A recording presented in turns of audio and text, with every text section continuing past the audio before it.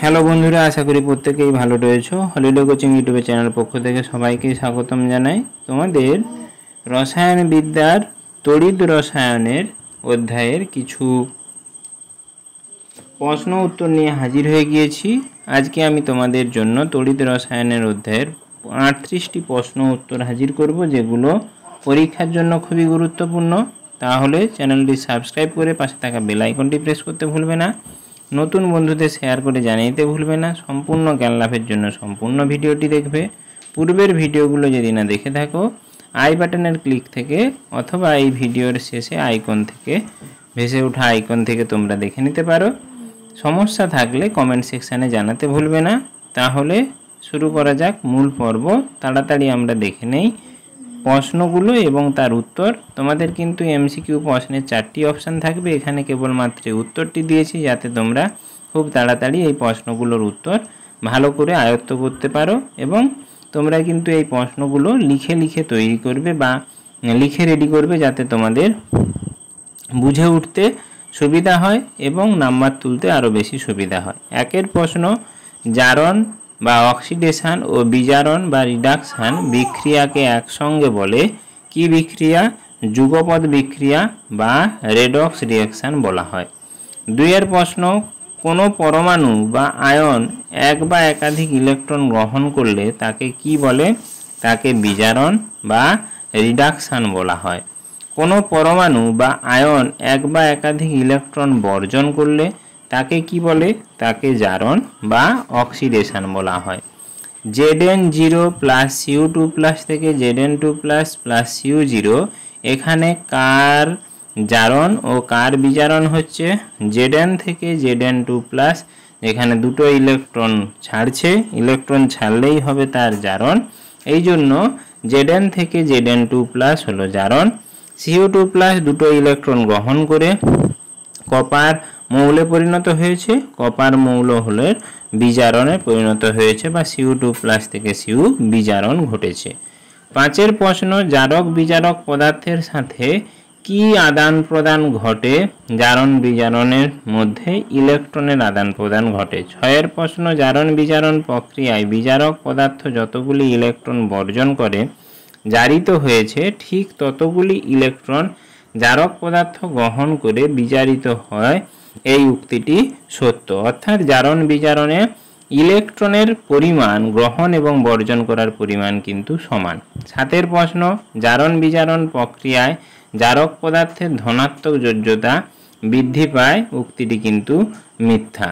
জারণ বিজারণ প্রক্রিয়ায় বিজারক পদার্থের ঋণাত্মক যোজ্যতা বৃদ্ধি পায়, এই উক্তিটিও কিন্তু মিথ্যা। এগুলো উল্টোটা হবে। জারণ বিজারণ প্রক্রিয়ায় জারক পদার্থের ঋণাত্মক যোজ্যতা বৃদ্ধি পায়, বিজারকের পদার্থের ধনাত্মক যোজ্যতা বৃদ্ধি পায়। পরের 9 দাগের প্রশ্ন, অক্সিজেনের সংযোজনে সর্বদা জারণ ঘটে, উক্তিটি মিথ্যা। কেবলমাত্র ইলেকট্রনের যদি ত্যাগ করে তখনই জারণ ঘটে আমরা বলতে পারি। 10এর প্রশ্ন, কোনো মৌলের অপর কোনো মৌলের সঙ্গে যুক্ত হবার ক্ষমতাকে কি বলে? ক্ষমতাকে বলে উত্তর যোজ্যতা। 11 প্রশ্ন, মৌলের পরমাণুর যৌগ গঠনকালে ইলেকট্রন গ্রহণ বা বর্জন সংখ্যাকে বলে জারণ সংখ্যা, এটা হলো উত্তর। 12 প্রশ্ন, জারণ সংখ্যা সর্বদা ধনাত্মক পূর্ণ সংখ্যা হয়, উক্তিটি কিন্তু মিথ্যা। জারণ সংখ্যা ধনাত্মক হতে পারে, ভগ্নাংশ হতে পারে, ঋণাত্মক হতে পারে। মৌলের যোজ্যতা ধনাত্মক, ঋণাত্মক বা ভগ্নাংশ হয়, এই উক্তিটি কিন্তু মিথ্যা। এটা হবে, এর ক্ষেত্রে জারণ যোজ্যতা হবে পূর্ণ সংখ্যা, আর জারণ সংখ্যাটা তোমাদের ওই ধনাত্মক, ভগ্নাংশ, ঋণাত্মক হতে পারে। 14 প্রশ্ন, মুক্ত অবস্থায় সমস্ত পরমাণুর জারণ সংখ্যা 0 হয়, হ্যাঁ এটা সত্য এই উক্তিটি। এরপরে রয়েছে 15 প্রশ্ন, ধাতব হাইড্রোক্সাইড যৌগে হাইড্রোজেনের জারণ সংখ্যা হয় -1 ধাতব হাইড্রোক্সাইড যৌগে। 16 প্রশ্ন, PO4 আয়নের জারণ সংখ্যা, এর যেটাই চার্জ সেটাই হলো এর জারণ সংখ্যা, সেটা হলো -3। K2Cr2O7 ক্রোমিয়ামের জারণ সংখ্যা, তোমাদের হ্যাঁ বলতে পারি বিভিন্ন যৌগের যে জারণ সংখ্যা নির্ণয়, ওখান থেকে প্রশ্ন পড়ার সম্ভাবনা খুবই রয়েছে। এই জন্য সেখানে ক্যালকুলেশন করে ক্রোমিয়ামের জারণ সংখ্যা উত্তর হবে 6। 18 প্রশ্ন, বিভিন্ন যৌগে কার্বনের এর জারণ সংখ্যা হয় কত না +4 থেকে -4 পর্যন্ত কার্বনের জারণ সংখ্যা হয়। Fe3O4 যৌগে আয়রনের জারণ সংখ্যা হয় -8/3। উত্তর এটা হলো 2.6, অর্থাৎ জারণ সংখ্যা যে ভগ্নাংশ হয় তার একটি উদাহরণ। 20 প্রশ্ন, জারক ও বিজারক দ্রব্য হিসাবে কাজ করে সমস্ত যেগুলো জারক বিজারক পদার্থ হিসাবে কাজ করে তাদের hydrogen peroxide, sulphur dioxide, H2SO3, HNO2, nitrous oxide আর Na2SO3 বা সোডিয়াম সালফাইড। 21 প্রশ্ন, K2Cr2O7 +6 H2S2- থেকে K2SO4 Cr2SO4 এর হোল 3 এর সমতা বিধান ইলেকট্রনীয় আদান প্রদান বা জারণ বিজারণ পদ্ধতিতে হয়, সেখানে করলে যে সমতা বিধানটি হয় সেটার উত্তরটি হলো K2Cr2O7 +3H2S 4H2SO4 থেকে K2SO4 Cr2SO4 এর হোল 3 সালফার 7 অণু জল উৎপন্ন হয়। এরপরে 22 প্রশ্নতে রয়েছে তোমাদের তড়িৎ বিশ্লেষণ প্রক্রিয়ায় ব্যাটারির ঋণাত্মক প্রান্তের সাথে যে তড়িৎদ্বারটি যুক্ত থাকে তাকে বলে উত্তর হবে ক্যাথোড। ঋণাত্মকের সঙ্গে ক্যাথোড। তড়িৎদ্বারের সেরকম পজিটিভ প্রান্তের সঙ্গে যেটা যুক্ত থাকবে তাকে বলা হয় অ্যানোড। তাকে কি বলে? অ্যানোড। কোষ ধ্রুবকের রাশিমালা। কোষ ধ্রুবক সমান পরিবাহীর দৈর্ঘ্য ডিভাইডেড বাই পরিবাহীর প্রস্থচ্ছেদ বা L/A, এবং কোষ ধ্রুবকের রাশিমালা যদি বলে সেটা হলো তোমার দৈর্ঘ্যের ইনভার্স বা সেমি ইনভার্স CGS পদ্ধতিতে। 25 প্রশ্ন, যদি কোনো পরিবাহীর দৈর্ঘ্য 1 সেমি এবং প্রস্থচ্ছেদ 1 সেমি স্কোয়ার হয় তখন ওই পরিবাহীর রোধকে কি বলে? তখন ওই পরিবাহীর রোধকে আপেক্ষিক রোধ বা রোধাঙ্ক বলতে পারি। রোধাঙ্কের রাশিমালাটি দেখো। রোধাঙ্কের রাশিমালা R সমান ρ × L/A, যেখানে R হলো পরিবাহীর রোধ, ρ হলো রোধাঙ্ক বা আপেক্ষিক পরিবাহিতা, L হলো পরিবাহীর দৈর্ঘ্য, A হলো পরিবাহীর প্রস্থচ্ছেদ।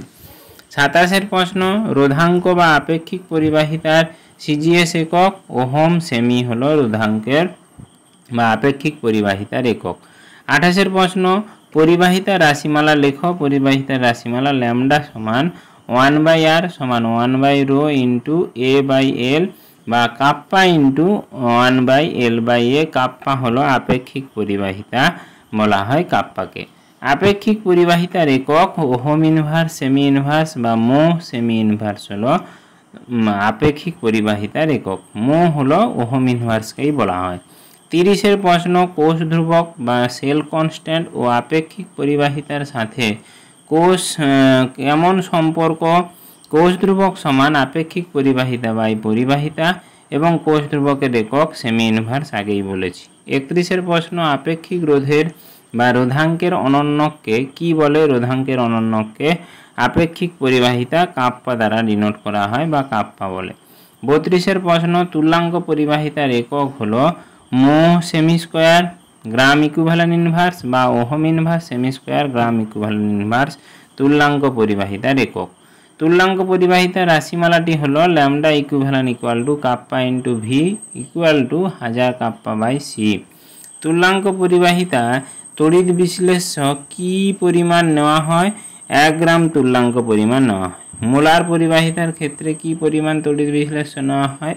1 গ্রাম মোল পরিমাণ তড়িৎ বিশ্লেষ্য নেওয়া হবে এবং ল্যামডা m এর রাশিমালা ল্যামডা m সমান 1000 K/m। 36 প্রশ্ন, মোলার পরিবাহিতার একক কি? মোলার পরিবাহিতার একক মো সেমি স্কোয়ার গ্রাম মোল ইনভার্স বা মো ওহম ইনভার্স সেমি স্কোয়ার গ্রাম মোল ইনভার্স। 37 প্রশ্ন, একটি ইলেকট্রোলাইটের উদাহরণ H2SO4 NaCl HCl NaOH ETC বা ইত্যাদি, এগুলো সবই ইলেকট্রোলাইটের উদাহরণ।